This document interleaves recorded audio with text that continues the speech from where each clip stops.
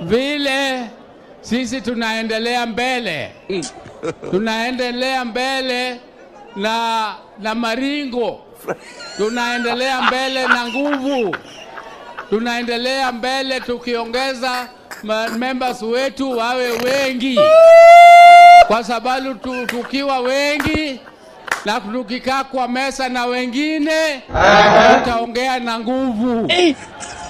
Lakini tukiwa wachache tukikaa kwa mesa kuongea na wengine tutakuwa wanyonge. Mnataka chama yetu iwe mnyonge? Basi kama hamtaki chama chetu iwe mnyonge, ninawaomba msajili watu wengi waingie kwa chama, wasiwe ni supporters peke yao, wasiwe wawe members wa party ambayo wamesajiliwa.